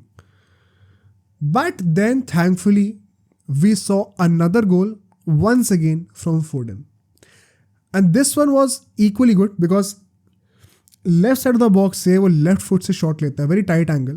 Onana, I think this time he messed up. उसके हाथ अच्छे खासे touch कर रहे थे ball से, which means कि the ball was well within his reach, but probably he was not aware enough. He should have probably stopped that goal, but that does not take away any credit from Foden. वो गोल वो मारता है, उसके बाद से it was like अब game खत्म है, अब there is no chance, because United ने भी कुछ सब्स्टिट्यूशंस करे थे, दे वर नॉट फ्रूटफुल. आमने बात को लेके आ रहे हो आप, जिसको टाइम ही नहीं दिया गया इतना कभी. सिटी की तरफ से अल्वारेज आ जाता है. City did not make much substitutions like they never do.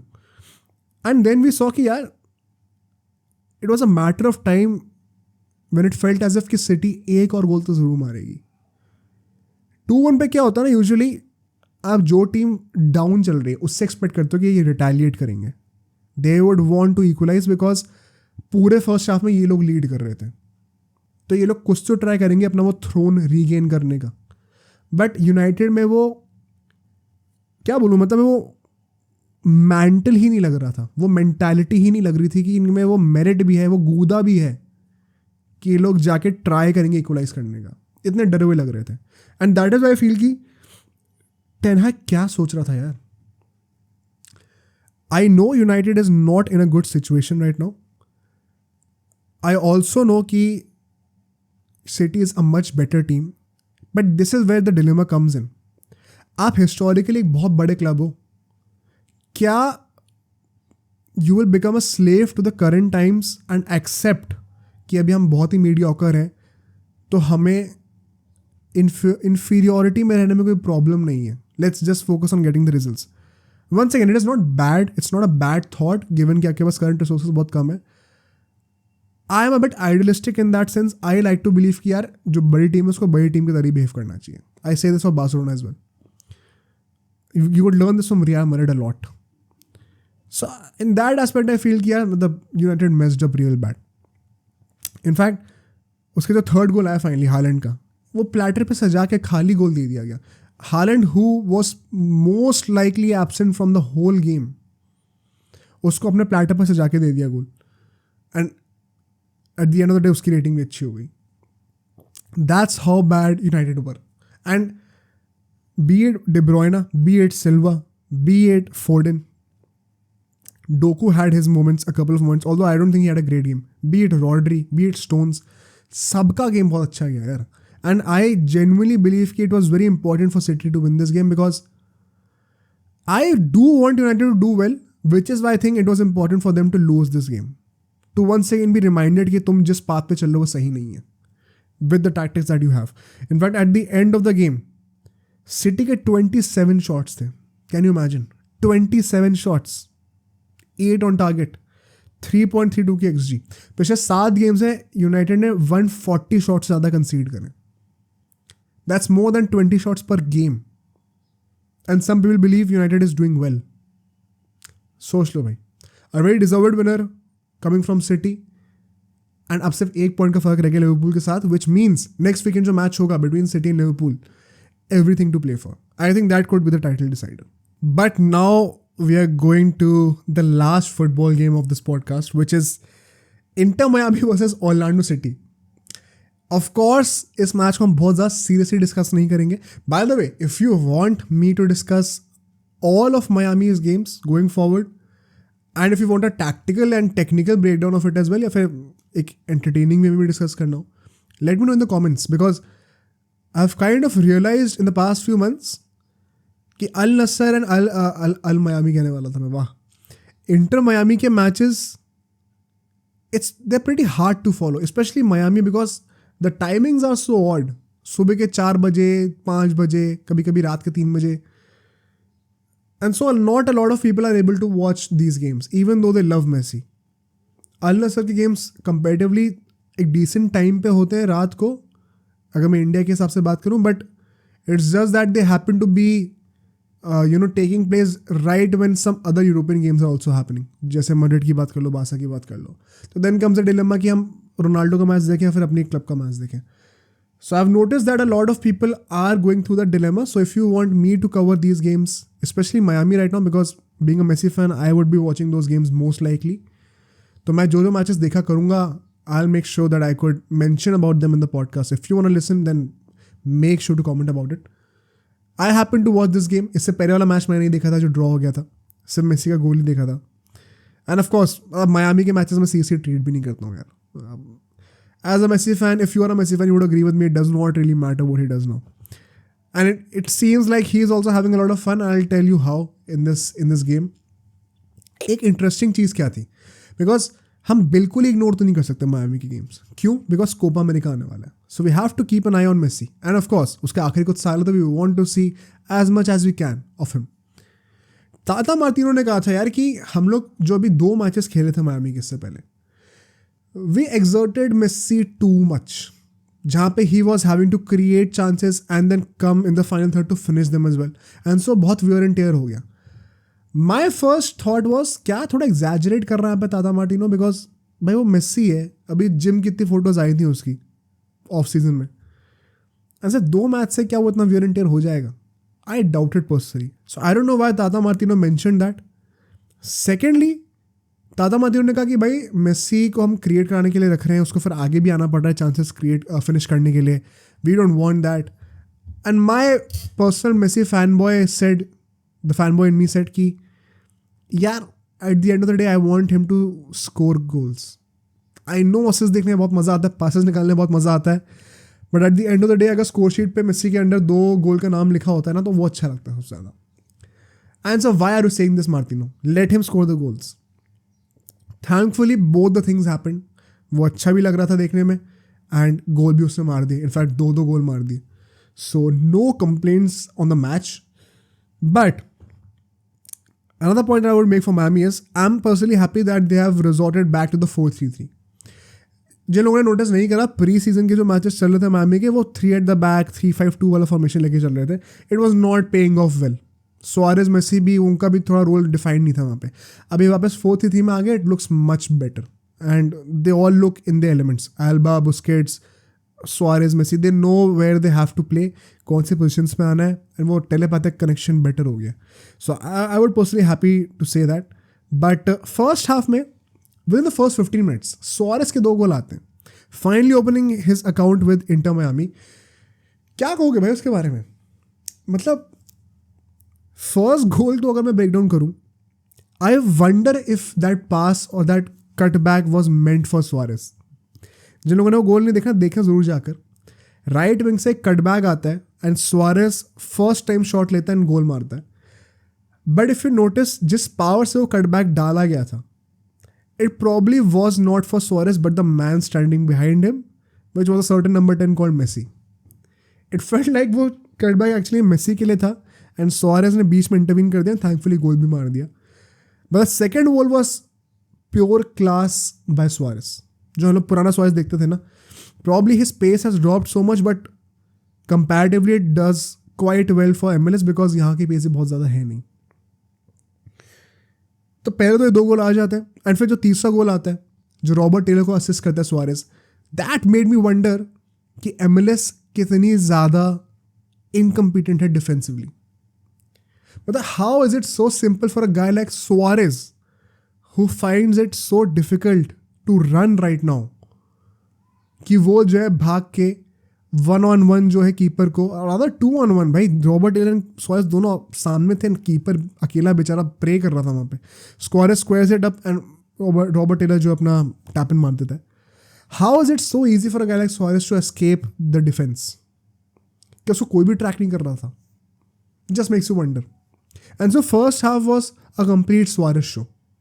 As a matter of fact उसने मेसी की एक थ्रू बॉल पे थर्ड गोल भी मार दिया था जिसको तुरंत ही ऑफ साइड दे दिया गया.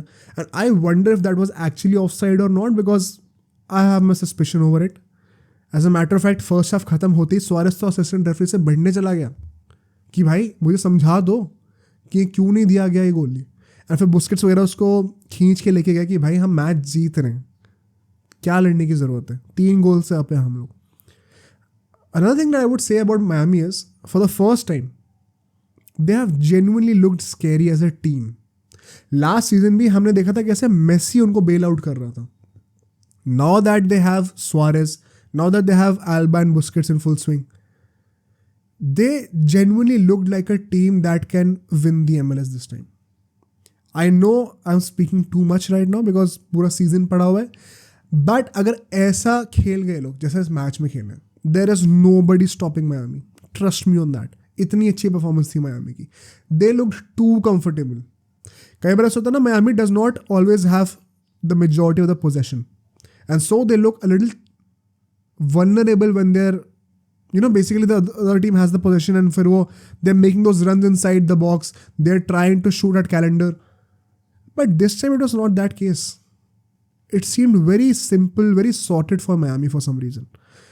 एंड सेकेंड हाफ में it was just adding on to the party because then Miami में मेसी आता है भाई एंड मेसी 2 गोल मार के देता है. Let's talk about his first goal.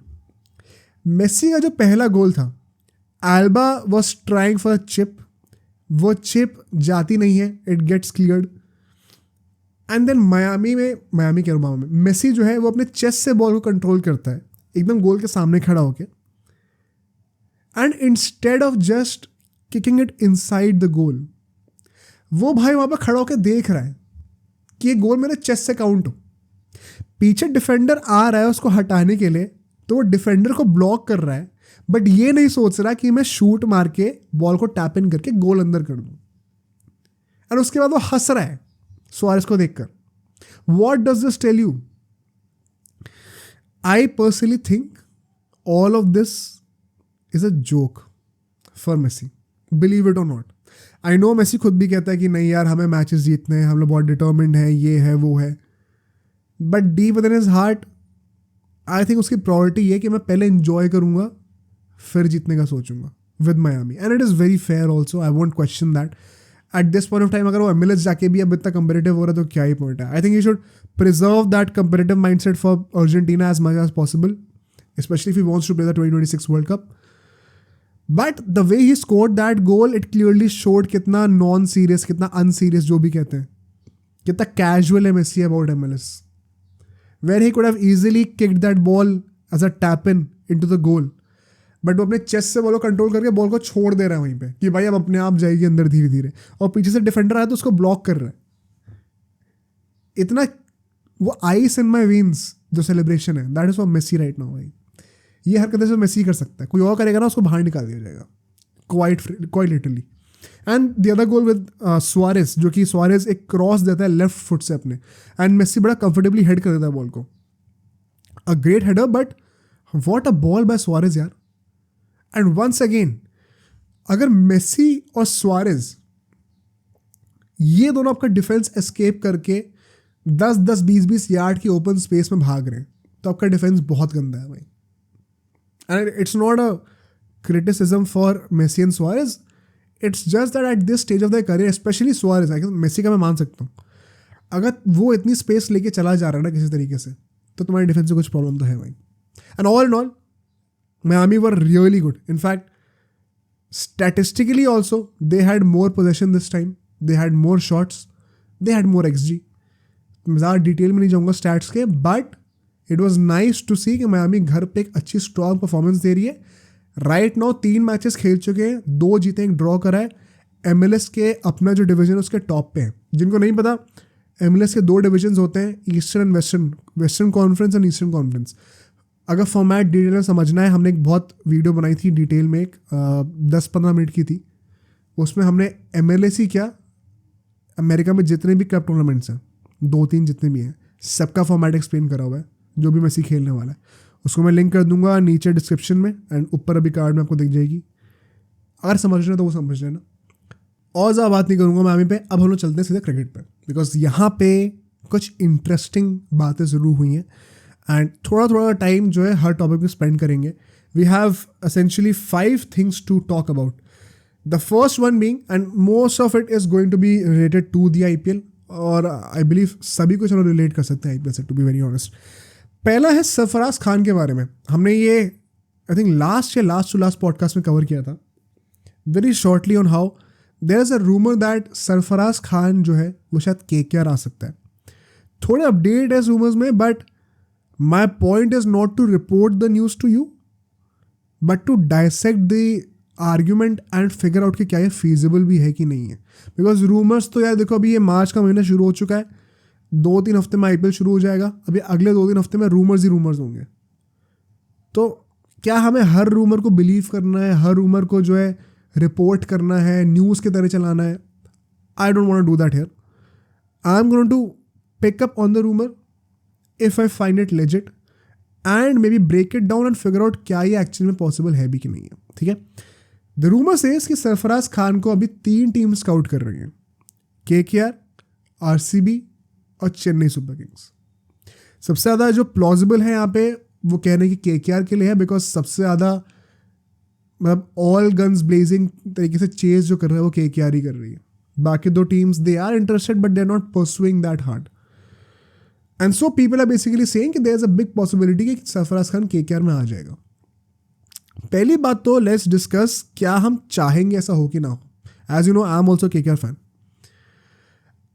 Personally I think RCB में तो जगह उसको मिलेगी नहीं खेलने की, most likely, specially in his desired position he will not get to play there. CSK में तो चांस ही नहीं है। CSK में तो भाई रचिन रविंद्र जैसे लोग भी शायद स्टार्ट ना करें, इतनी स्टैक्ड है उनकी टीम। तो सरफराज तो कहाँ से ही स्टार्ट करेगा? कीपिंग में धोनी है ही ऑलरेडी, तो सरफराज की कीपिंग की भी ज़रूरत नहीं है। सबसे कम चांस किसी टीम में स्टार्ट करने का है तो वो है चेन्नई सुपर किंग्स। उसके बाद आती है RCB। सबसे ज़्यादा चांस जहाँ पे स्टार्ट करने का है वो है KKR, and I think KKR में भी वो स्टार्ट नहीं करेगा। I will prove you why.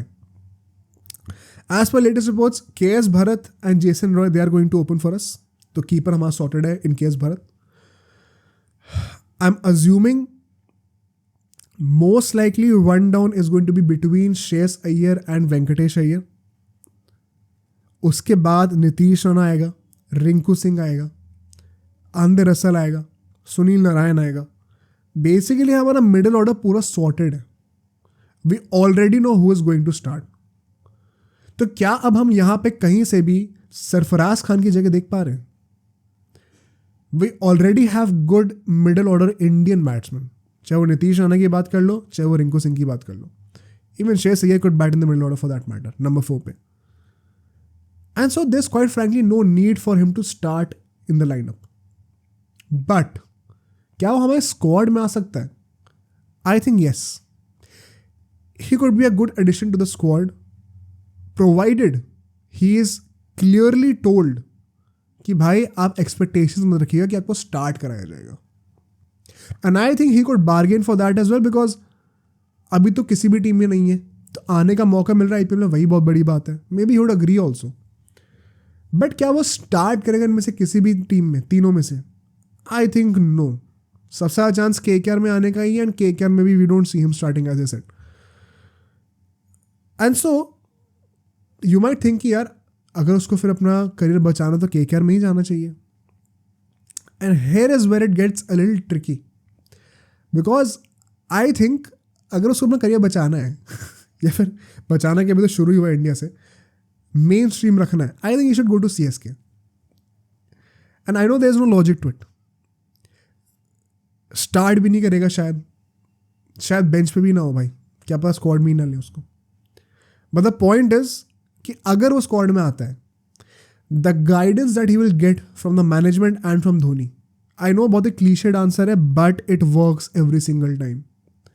If there is one team जहाँ पे एक एवरेज प्लेयर एक गॉड लेवल परफॉर्मेंस देके आ जाता है ना हर season, it is CSK. It is not Mumbai Indians, it is not KKR, it is not RCB, it is Chennai super Kings. Time and again हमने देखा है कैसे mid-30s के प्लेयर्स को हम लोग 24-25 साल का बना देते हैं वहाँ पे. एंड सरफराज तो खुद ही 26 साल का है इस मोमेंट पे जहाँ पे उसको IPL खेलने को भी नहीं मिल रहा. अगर उसको CSK के कैंप में बस आने का भी मौका मिल जाए ना, I think it would be a big steal for him as a player. Just to be in that environment, just to learn from such great legends, from the upcoming young talents of say Rachin Ravindra. कितना कुछ उसको सीखने को मिलेगा, कितना बड़ा exposure मिलेगा. And who knows क्या पता उसको 1-2 गेम स्टार्ट भी करा दें. The best environment for him in my opinion would be Chennai super Kings, but most likely अभी भी KKR ही होगी. क्या होगा in the end? I think वो कहीं भी नहीं जाएगा. The end is going to be that he will be unsold. ये rumors अभी आते रहेंगे लास्ट मोमेंट पे switches करने के. I think all the teams will ultimately make peace with the fact that they don't need him. So that is it about Sarfaraz Khan. Moving on to the next topic, which is Gautam Gambhir to focus on KKR. As he has said कि मैं politics छोड़ रहा हूँ, and he will be fully focusing on his cricketing commitments. Without going into much details about कि वो politics में उसको निकाला गया फिर उसने खुद छोड़ा है, I think it is a blessing in disguise for KKR. As a KKR fan मैं ऑलरेडी बहुत ज़्यादा खुश था कि गौतम गंभीर फाइनली हमारे क्लब में वापस आ रहा है. I think we genuinely needed a leadership figure in our team. मैंने पहले भी एक्सप्रेस करा हुआ है कैसे KKR के साथ आई हैव नेवर सीन की एक मेंटालिटी की प्रॉब्लम है. जैसे RCB फॉर एग्जाम्पल है, पंजाब फॉर एग्जाम्पल है, दिल्ली फॉर एग्जाम्पल है, इन क्लब्स के साथ मेंटालिटी इशू है, ये चोक कर जाते हैं. The squad that RCB has had, you expect them to at least qualify every single time. They don't. The squad that Punjab has, you don't expect them to win, but they can't even qualify for the past 10 years. KKR on the other hand, they make do with whatever they have. They make the best out of their resources. Now that resources भी अच्छे हो गए हैं thanks to this auction, and एक leadership figure भी आ गया है, it could be a big boost to our chances. एक चीज़ हमने डिस्कस करी थी कैसे गंभीर वापस आ रहा है एंड इतने स्पिनर्स हमने लिए हैं. Would that mean we would once again see the traditional Eden gardens pitch जहाँ पे बॉल टर्न कर रही है, थोड़ी स्लो पिच है. आजकल तो इतनी फास्ट पिच बना दी थी वहाँ पे. पिच क्यूरेटर ने कहा अपेरेंटली कि यार ऐसा कुछ नहीं कि हम रैंक टर्नर बनाने वाले, हम एक स्पोर्टी पिच बनाएंगे जहाँ पे बैट्समैन के लिए भी रन होंगे, स्पिनर्स के लिए भी थोड़ी टर्न मिलेगी एंड हर किसी को अपना अपना काम करने को मिलेगा. तो कई लोग इस पर थोड़ा रिएक्शनरी हो गए, सोच के कि यार हम कुछ और सोच रहे थे, ये तो कुछ और ही कह रहा है. I personally feel there is no reason to be panicking about it right now. Obviously pitch curator ये तो कहेगा ही कि रैंक टर्नर नहीं बनाएंगे. T20 में कौन सी रैंक टर्नर होती है? अभी इंडिया इंग्लैंड की टेस्ट सीरीज में हमें कोई रैंक टर्नर देखने को नहीं मिली भाई. जो पिचेस हमने देखने को मिली है ना, उनको भी रैंक टर्नर नहीं कहते. तो ऑफकोर्स T20 में तो रैंक टर्नर नहीं होगी. Even if you take his words literally, it is very obvious that it won't be a rank turner wicket. But the very fact that he mentions that there will be some assistance for the spinners, I think it is a positive sign. Of course, he will not spill the beans right now. एकदम से वो सारे अपने पैतरे थोड़ी खोल के दिखा देगा कि मैं तो यही करने वाला हूँ. बट द फैक्ट कि उसने बोला कि हाँ स्पिनर्स के लिए थोड़ा बहुत कुछ होगा, I think that in itself is a positive indication कि गंभीर से कुछ तो बात हुई होगी. And they have expressed their intention of having fully used their spinners this season. And उसके लिए एक अच्छी विकेट जो कि टर्न को असिस्ट करे वो हमें देखना ज़रूरी है एसेंचुअली अपने घर पे. 7 मैचेस घर पे होने वाले हैं. तो I think people are misinterpreting the words of the pitch curator, not taking them in the right way. So don't do that. जो pitch curator कह रहा है, if you read between the lines, it seems like फिलहाल तो the wicket will change and it will start assisting the spinners also, because अभी तो बिल्कुल ही नहीं कर रही थी. किस एक्सटेंट तक करती है वो देखना पड़ेगा, बट डरने की ज़रूरत नहीं है. जो pitch curator ने कहा वो सही कहा है, वैसा ही होगा. Now moving on to the next topic. Next topic होने वाला है भाई, I don't know if I should bring this right now, which is the Shreyas Iyer case. Because हमने लास्ट पॉडकास्ट में डिस्कस करा था ये, and my personal opinion has been very firm on this, on how whatever BCCI did with Ishan Kishan and Shreyas Iyer was totally right. जिनको इसके बारे में और देखना है मैं लिंक कर दूंगा डिस्क्रिप्शन में नीचे और ऊपर अभी कार्ड्स में, पिछला पॉडकास्ट उसको देखना जाकर. Why I feel so. हमने एक नया चैनल भी लॉन्च करा है ब्रो स्पोर्ट्स क्लिप्स के नाम से. उस पर हमने इस मतलब पर्टिकुलर टॉपिक की क्लिप ही निकाल के डाल दी थी पॉडकास्ट से, तो उस चैनल को भी चेकआउट कर लेना अगर आपको सिर्फ वही सेक्शन देखना है तो. एंड वी डिस्कस हाउ जो बंदे अपने मैनेजमेंट से, BCCI से झूठ बोल रहे हैं अबाउट द इंजरीज और उसका बहाना लेके आप रणजी के मैचेस मिस कर रहे हो और IPL की तैयारी कर रहे हो, ऐसे बिहेवियर को रिवॉर्ड नहीं करना चाहिए. ऐसे बिहेवियर को पनिश करना ही चाहिए by not giving them the contract, specially in the case of Ishan Kishan. I know mental health के इश्यूज बहुत ही सेंसिटिव है जो भी है, but at what point do you start making fun of it in your own way? Because आप essentially कर क्या रहे हो? मेंटल हेल्थ के इश्यूज़ का बहाना देके इंडिया के मैचेस मिस कर रहे हो, रणजी के मैचेस मिस कर रहे हो और प्राइवेटली जाके IPL की तैयारी कर रहे हो. You are making a mockery out of it, you are making fun of it. क्योंकि अभी मेरे को मेंटल इश्यूज़ हैं, बट 2 हफ्ते में जब IPL आएगा तो एकदम से मेंटल इश्यूज़ सारे सॉर्टेड हो जाएंगे, ऐसा कैसे हो सकता है? तो clearly there is something deeply wrong with Ishan Kishan's case. But Shreyas Iyer का केस पर काफ़ी लोग सिंपथाइज कर रहे थे कि यार बंदे ने 500 रन मारे वर्ल्ड कप में, 2 सेंचुरीज मारी, अभी इंग्लैंड की सीरीज से पहले भी एक रणजी का मैच खेलने गया था वो, और एक मैच क्या मिस कर दिया तो उसको कॉन्ट्रैक्ट में कंसिडर ही नहीं करा. And I think that was a very miss informed opinion, because बात ये नहीं है कि मिस कर रहे हो कि नहीं, मिस करने में कोई प्रॉब्लम नहीं है as long as you are transparent with the board. जो आपने कहा कि आपको इंजरी है जिसकी वजह से आप रणजी का मैच नहीं खेल सकते, एंड फिर NCA ने आपको एक्सपोज करा कि नहीं भाई सब फिट है, कोई प्रॉब्लम नहीं है, तो there is definitely some miscommunication है. एंड वो रिस्पॉन्सिबिलिटी किसके कम्युनिकेट करना? श्रेयस अय्यर की है.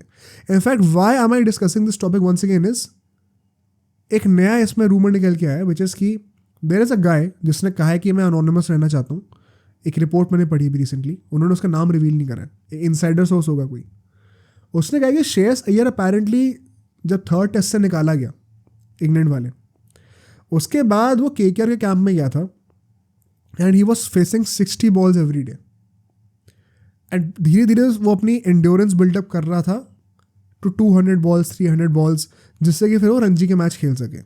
तो एसेंचुअली जो वो KKR में प्रैक्टिस कर रहा था वो इसीलिए थी ताकि वो अपनी इतनी एंड्योरेंस बिल्ड कर ले बैक की, क्योंकि भाई बैटिंग करके आप झुक रहे हो तो हर बॉल के बाद तो बैक में दर्द होता है ऑफकोर्स, कि बैक की इतनी एंड्योरेंस बिल्ड कर ले कि वो रणजी के मैचेस खेलने लायक हो जाए. तो एक्चुअली वो रणजी के लिए मेहनत करा था और आपने उसको रणजी ना खेलने के लिए निकाल दिया. कितना गलत है. पहली बात तो there is no credibility to this source. क्या इसको हम लोग कहें, कौन रिश्ते में क्या लगता है, कुछ पता नहीं है. सेकेंडली, अगर आप ऐसा कर भी रहे थे, मैं एक सेकंड के लिए मान लूँ कि यह सच भी है, it is still your responsibility to communicate all of this very clearly to BCCI to NCA. Because let me tell you, जो आप काम KKR में कर रहे थे जाकर, ये सेम काम आपको NCA और BCCI भी करा के दे देती. 60 बॉल्स ही तो खेलनी थी ना दिन में. नेट के बॉलर ले आते भाई, करा देती NCA, कोई बड़ी बात नहीं है. बट आपने उनको सही से कम्युनिकेट नहीं करा प्रॉब्ली, इसीलिए इतना सारा मिसकम्युनिकेशन हुआ है, इसीलिए इतनी सारी मिसअंडरस्टैंडिंग हुई है. तो अज्यूमिंग कि 0.1% चांस भी है इस बात का सच होने का, it is still Shreyas Iyer's fault. As simple as that. You can not tell me कि यार श्रेयस अय्यर इसमें इनोसेंट है, उसने कुछ नहीं करा है, सारी गलती BCCI की है. अगर तो ऐसा कुछ केस नहीं भी है वेयर ही वॉज मतलब नॉट विथ KKR, इनफैक्ट वो घर पे ही था एक्चुअली, मैं रेस्ट ही कर रहा था, तब तो फिर तो क्लियर श्रेयस अय्यर का फॉल्ट है, because he did not communicate properly कि उसकी इंजरी है कि नहीं है. NCA ने कहा नहीं है एंड वो रणजी के मैच रिपोर्ट नहीं कर रहा.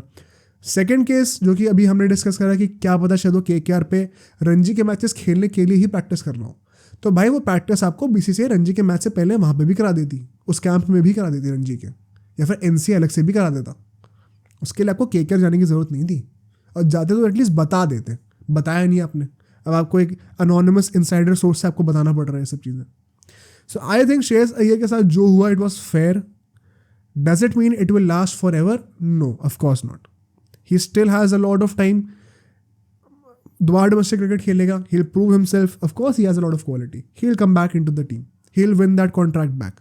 But for the moment I think it was the right decision. Moving on to the next topic.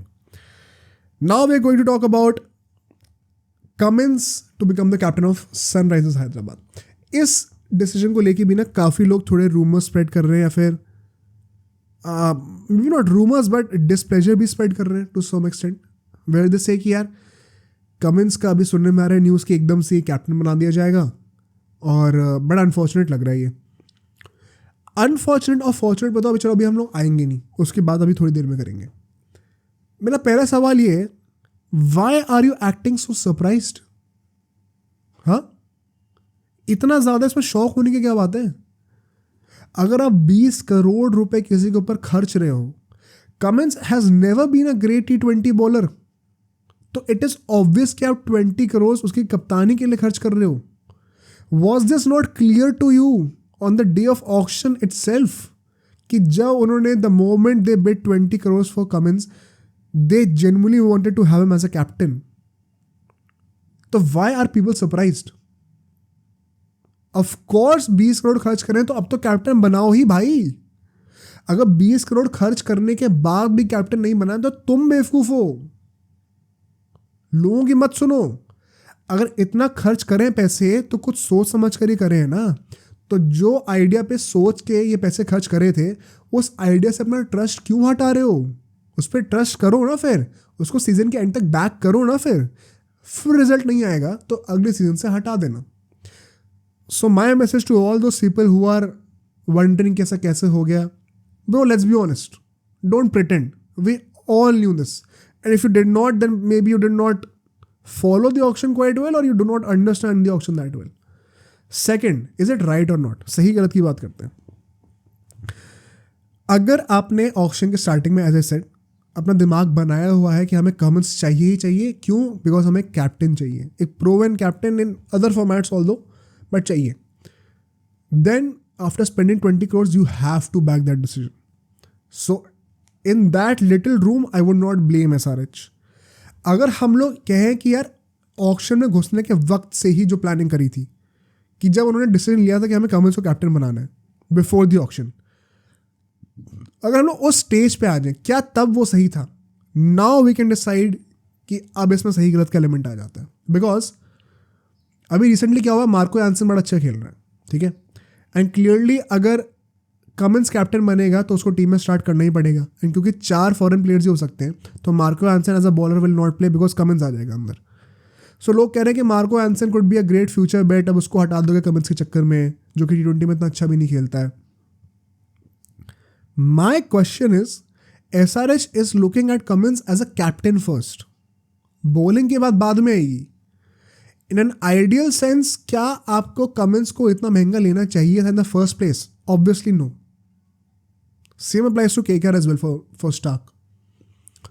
But point is KKR ने Stark को as the leader of the bowling lineup लिया है, not the leader of the team.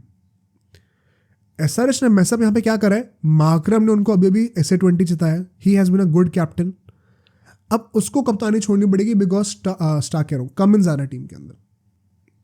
Firstly a guy that has been doing well as a captain, उसको हटना पड़ रहा है without much fault of his own, वो ही थोड़ा अनफॉर्चुनेट है, but also at the cost of another bowler in Marco Jansen, because ना ही सिर्फ मार्करम कप्तानी से हटेगा but Marco Jansen as a player भी हटेगा जब कमिंस आएगा तो। एंड सो एक डबल इम्पैक्ट हो गया टीम के ऊपर। एंड सो अगर हम बात करें ऑक्शन में जाने से पहले, क्या SRH को ये चीज़ सोचनी चाहिए थी? यस, सोचनी चाहिए थी, बट अगर उन्होंने दिमाग लगाया है एंड एक प्लान पे अपनी फेथ डाला है तो अब तो 100% कैप्टन बनाओ ही बनाओ, या तो खरीदते ही मत। इतना दिमाग पहले लगा लेते यानसन और मार्करम के बारे में। अब जब इतना दिमाग कमिंस के ऊपर लगा दिया है तो अब तो बैक करो ना उसको, अब थोड़ी पीछे पलट जाओगे।